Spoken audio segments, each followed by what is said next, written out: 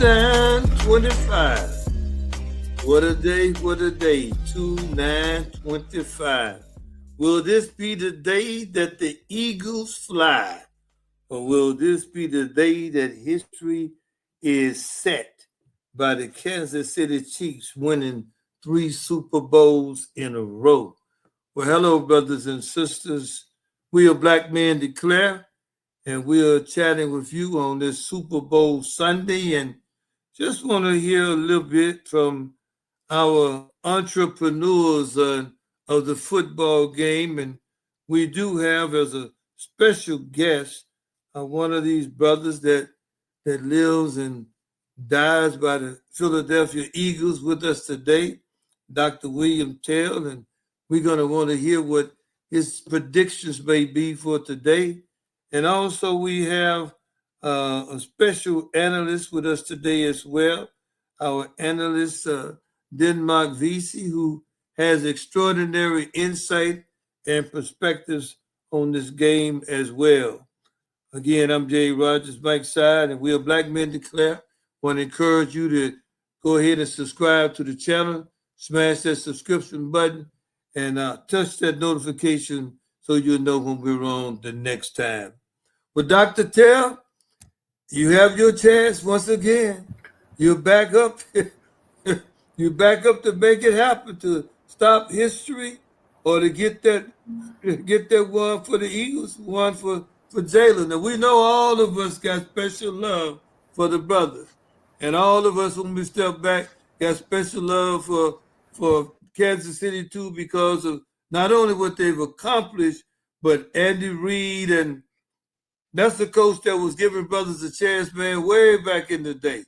And so much love, man, to what we see going on right now. But we'll tell you hard a little bit about why you feel they're going to win this thing today. And then we're going to ask Denmark to come back and give his compare and contrast as well. Come on, my brother. Well, greetings to you, Dr. Rogers, and greetings to our sisters and brothers of Black Men Declare. We are so grateful and appreciative for spending this time.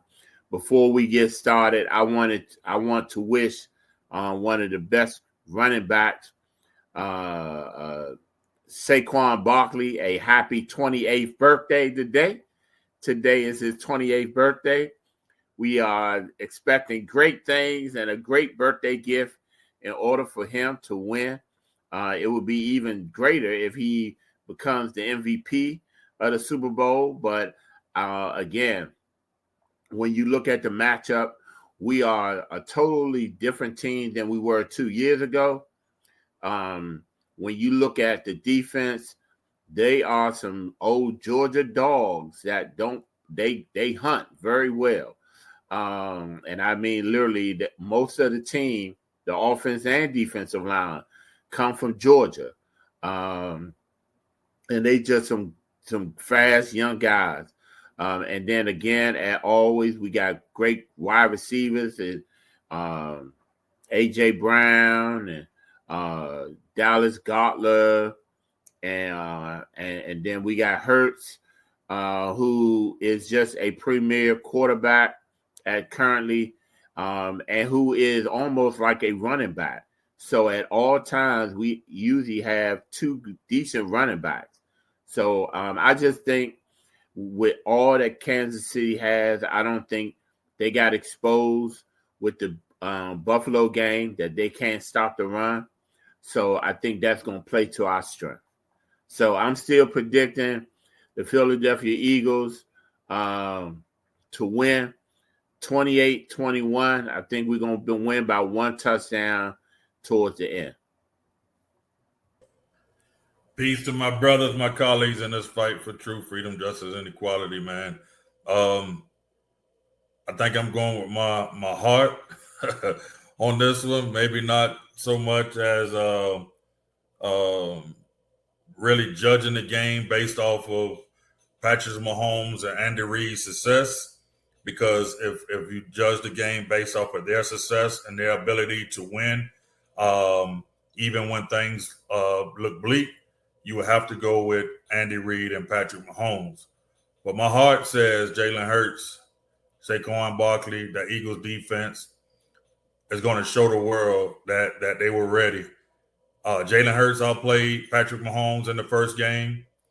And I think today he was going to outplay Patrick Mahomes again. Every time that the media has said, well, this is Saquon Barkley's team, and it's looked like he's the leader, the coach lets Jalen Hurts off the string, and Jalen Hurts does something spectacular.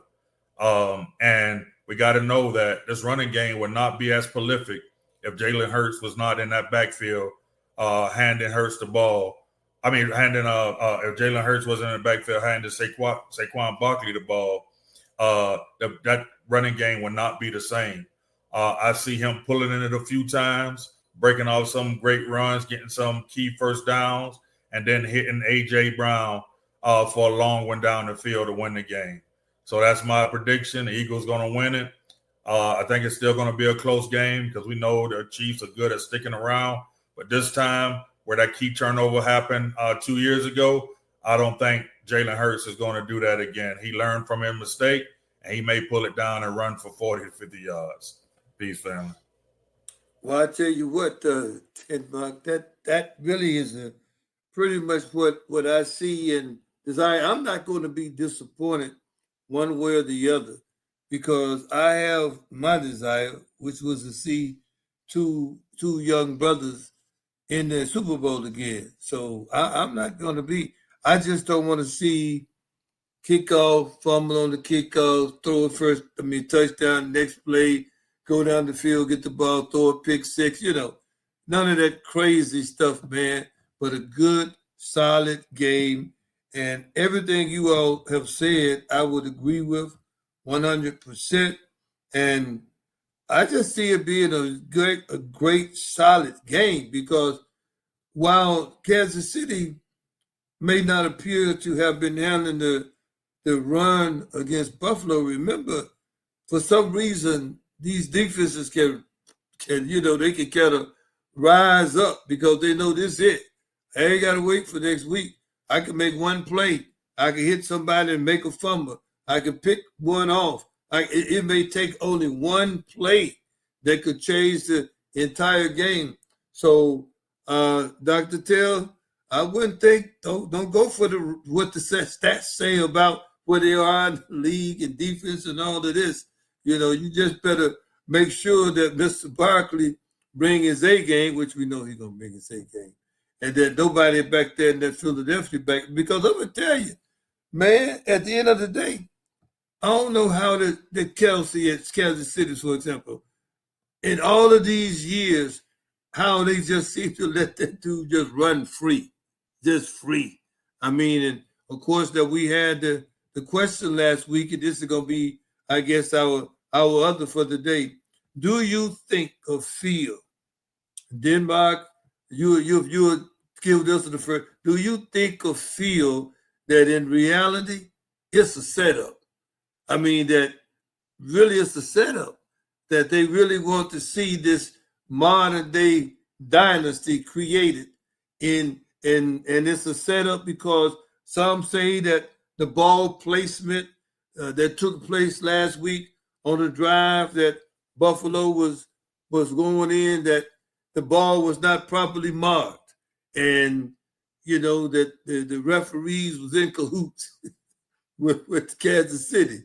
So, what's your thoughts? I mean, do you think there's any truth to the fact that now some are saying, "Oh, it's all fixed," and that Philadelphia really doesn't have a chance because it's already fixed for this to be this so-called modern day dynasty? What's up, my brother? I sure hope that it's not.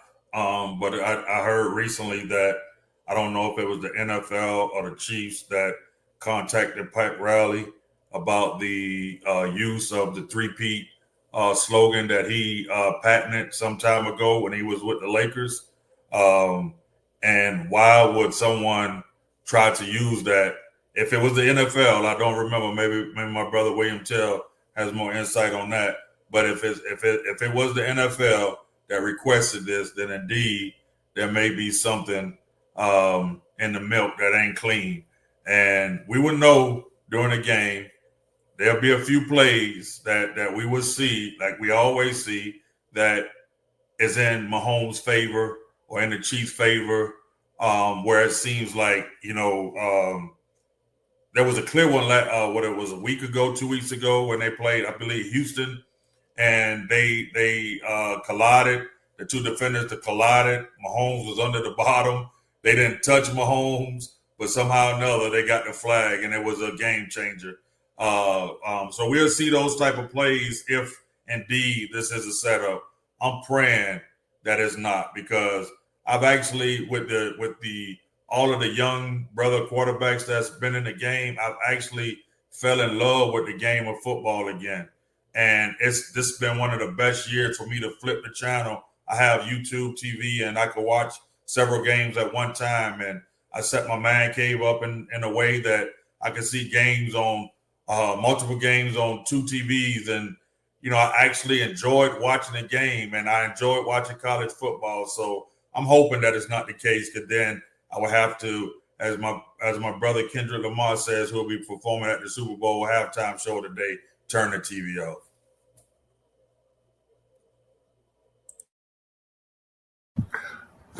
Well, I would say I'm not sure if you know, Dr. Roger, but recently the NFL has fired several of the referees that have been referencing some of these Kansas City games.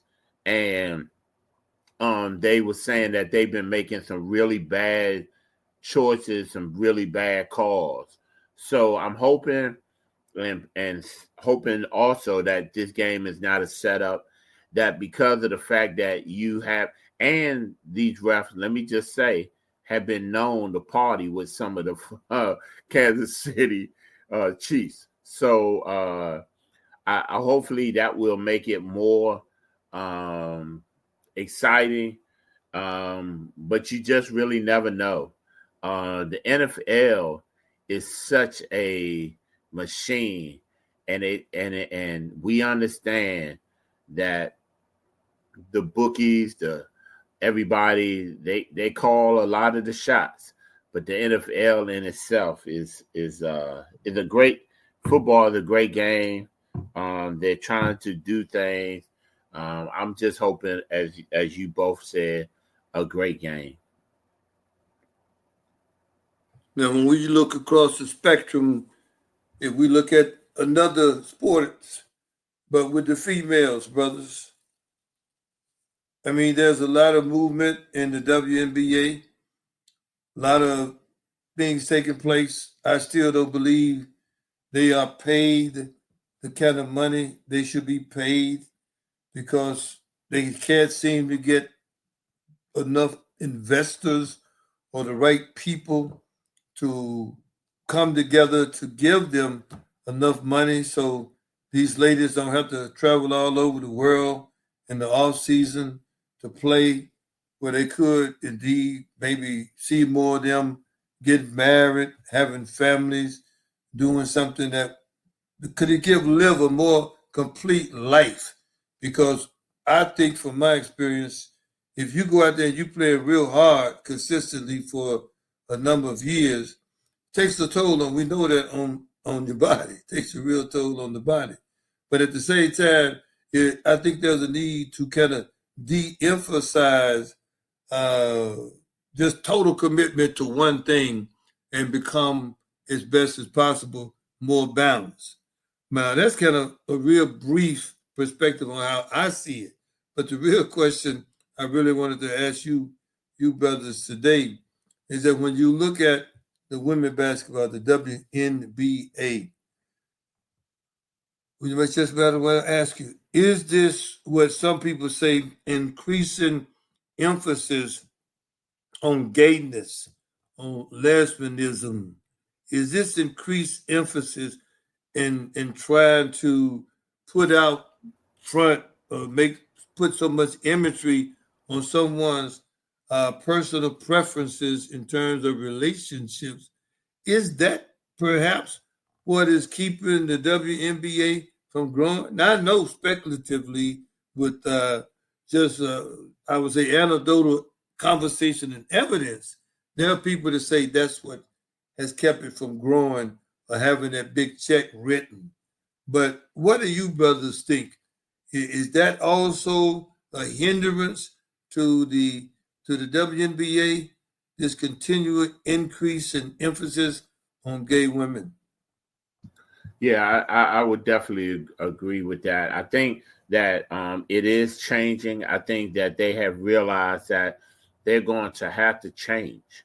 That one, you have to pay these players so that they don't go overseas, that they don't have to feel like they have to do all of this extra just in order to have a lifestyle, maintain a decent lifestyle.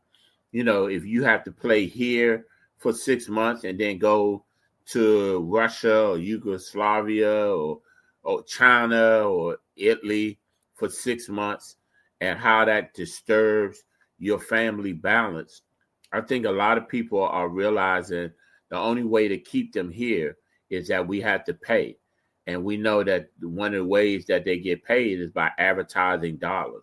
So when you think about the Angela Reese and all of them, all they are now sex sales. Unfortunately, we are in a misogynist environment, and you see a lot of men who this year have really gotten into women's basketball, because you see a lot of women now exposing skin, wearing nicer dresses, wearing bikinis. But that's the only way I think you're going to be able to really get them to really be able to make the money that they really deserve. This is a tough question, man, because I have a biasness towards the WNBA women basketball because it's something that I've been involved in for the past 14 years, coaching young ladies. And so it's tough. It's tough because even in the youth arena, you see a lot of girls that are playing basketball that is consider themselves lesbians, and it's tough. It's tough no matter how much you want to talk to them or to try to steer on what we believe is a straight path. There's a limit to it, and it's hard. So now you're talking about women who have matriculated from high school to college, and now with the NIL deals, they're becoming more powerful. Now they triculate to the pros, and it's like, they have already chosen a path. However, I think the WNBA, something they did, I think started 2 years, maybe 3 years ago, they started showing the young ladies come into the arena and they show them dressed. They show them dressed in nice images. Some of them still have that thuggish or boyish look, but I started to pick up on the ones who were actually dressing like women. Not to say it doesn't matter if they dress like women or men; they can absolutely play the game of basketball. That's just fact. They can play the game, But when you're talking about men who are more inclined to watch when the women, I hate to use this term, but when women conduct themselves as women, I think the viewership, I know it has had a great increase, and it was partly because of Caitlin Clark and partly because of Angel Reese this past year.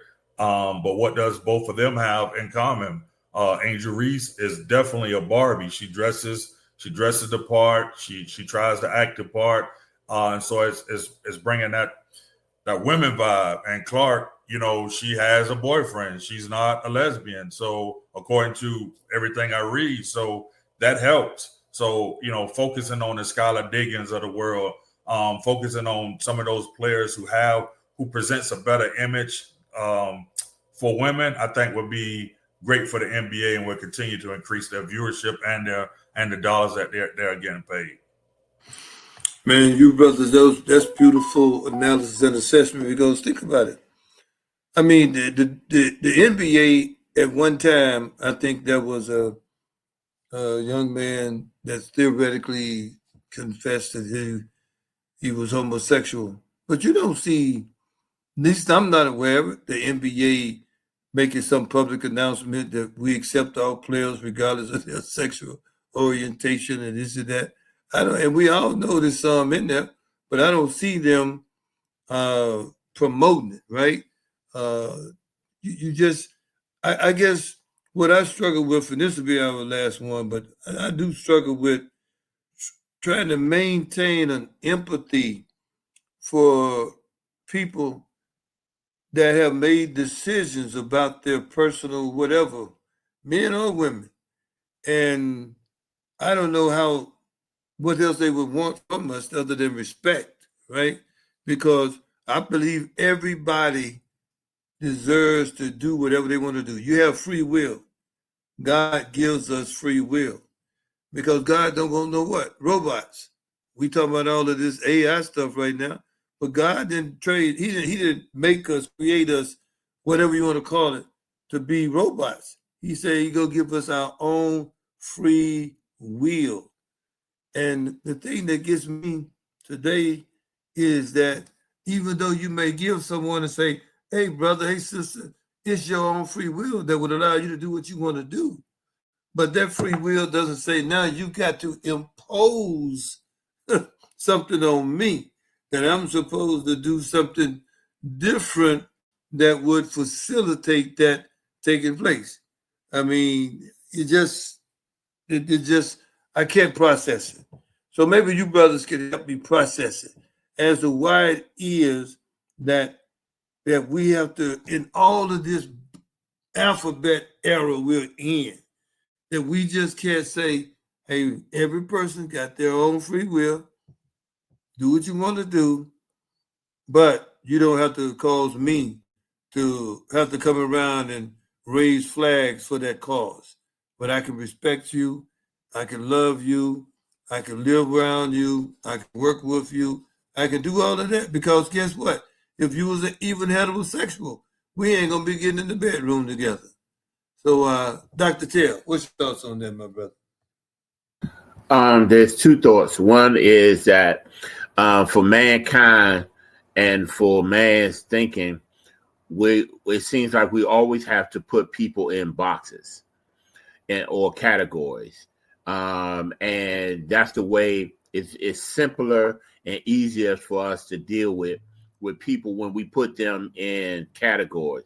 It goes on in music, it goes on in races, it goes on in other cultures, and one of the things that you see now is that for a long time people was like, okay, I'm in this box, you in that box, and that's the way we're going to be, and we're going to stay within our boxes.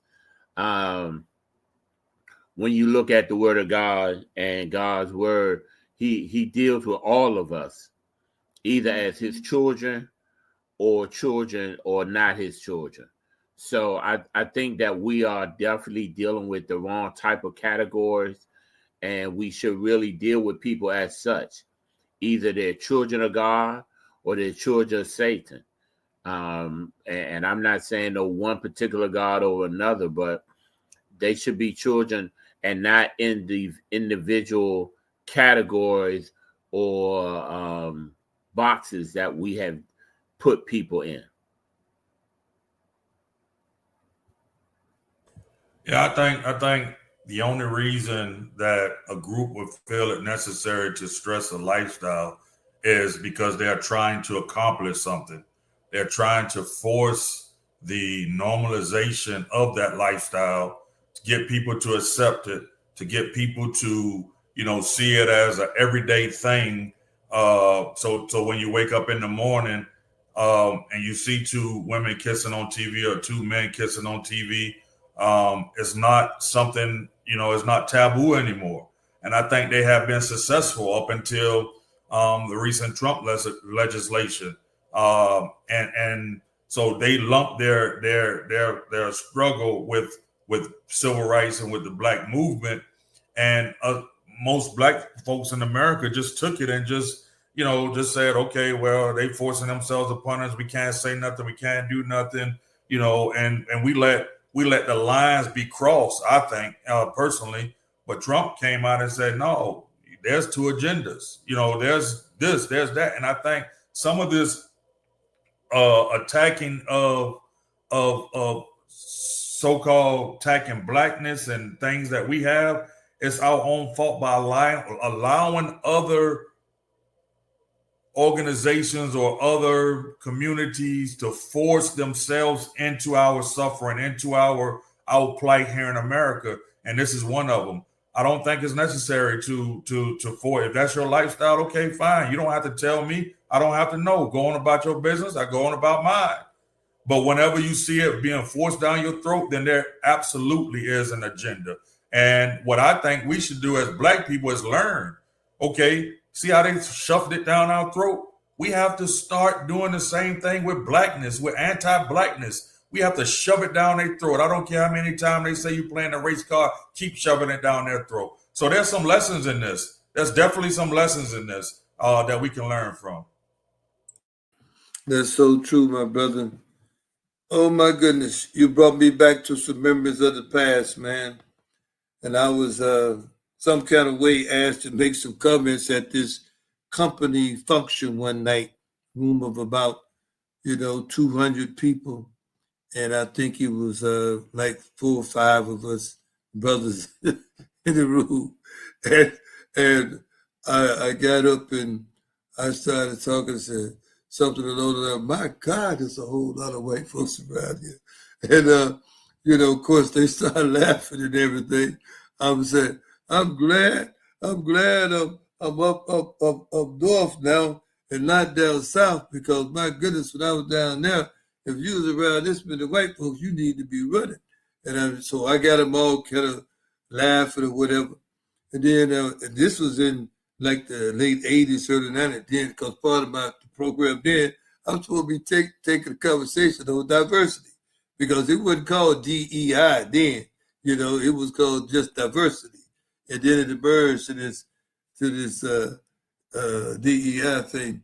But I tell you, brothers, we have to continue, as Denmark has said, is talking,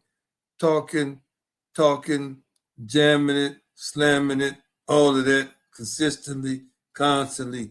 We're up against a serious predictive programming we got to understand, man. When people say, well, aren't we just all alike? No, man, that spiritual and mental DNA of what we came from, it's just, we got to keep some of it and we got to lose some of it, right? Because let me tell you, this is Black History Month. And I was taken back, brothers, if you get a chance before the month over, maybe you already did it recently. I hadn't gone back to it for a minute. And I went back and I was looking at the series on the immigrations, from the South to the North, the one that's narrated by Lou Gates, right? Man, our people, brothers, let me tell you something. Our people, man, we come from seriously strong people. And we got to regain that. And you know what made them so seriously strong was the fact that nothing was handed out to them. Nothing was laid out. And we went along and we were like, we don't want them to have to go through what we went through. And during the way, something happened. That drive, that determination. What happened? That just, we'll have to come back on one of these shows and talk about that. What happened? Did we destroy something that was from our ancestors, that drive, that determination, that resiliency? And we know when those people did their first migration up to the north, and then their second migration, after the Second World War as well, which was the largest one, and now third migration of those that's coming back, to the South. And there's a book, my brother, I keep it on my shelf here somewhere, for the blood. It talks about going back, South and the benefits now. if you can make that move. So, brothers, it's been nice. But any final comments on whatever's on your heart today? Then we're gonna shut it down. There is currently on Fox News a interview with Donald Trump and 47, and I'm going to definitely go and look at it, and I would tell everybody else, in order to know how to fight your enemy, you have to know your enemy. Mm-hmm. You can't fight against something that you're fearful of. That's right. So get to know what they're doing, and then get to understand what they're doing. And then you can better strategize and position yourself. Live in faith and not fear. Live educated, because knowledge is power. Blessings to you all. My brothers, lately I've been on this path of first trying to find out some of the mistakes we made of the past and how we can move forward. I've been listening to a lot of thought leaders, different ideologies in the Black community, from the far right conservatives to the far left liberals, just trying to find where is that balance, where is that commonality that we can say, you know what, we got an issue right now. They're attacking everything Black. Our grandchildren, our children, our grandchildren, great-grandchildren are in for a world of trouble. What path can we take, and how can we not fall victim to some of the things that we did in the past? I'm convinced that this time around, we have to have leaders from all Black communities involved. It can't be the same as the 60s, where 90% of the movement was led by Christian pastors and pastors of a certain thought process. It's going to take every idea that Black people have to get us in a better situation. I think that is the only path. I don't care if they're Muslim. I don't care if they're Jew. I don't care if they're agnostic. I don't care if they're gay. I don't care if they're straight. I don't care if they're scientists. I don't care if they're technologists. We need everybody seated at this table and a respect for everybody's whatever, and to come up with this path to free our people from the grips of the enemy. Peace, family. Brother, that's powerful. That make me want to leave this show with this one statement from James Cone, wrote the book Speaking the Truth. And so in his part one, just read this one paragraph. It said, from the time of slavery, Black reflections on the Christian faith have emphasized the ideal of liberation as the heart of the gospel of Jesus.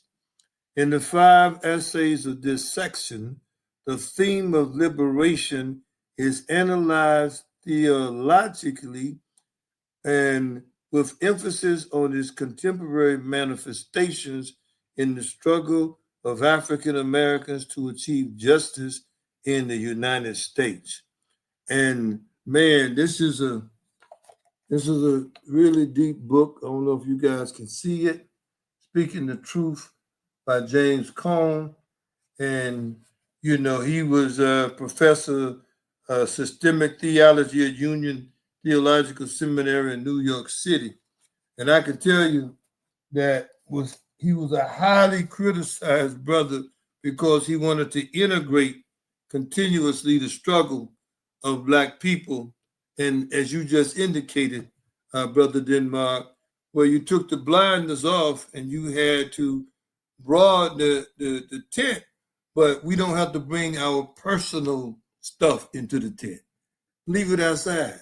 And then as Malcolm and Martin finally figured out, hey man, let's put our religions in the closet. Let's focus on the objective of the people and the needs of the people. That's what we got to get to. I don't care if it's fraternities, neighborhoods, gangs, whatever it is that separate us from full liberation, we need to cease it. We need to cease it. Till next time, brothers and sisters, go ahead and have that conversation. We are Black Men Declare. We're here to change things. And with your support, we'll be able to get this message heard and spread around this globe. Till next time.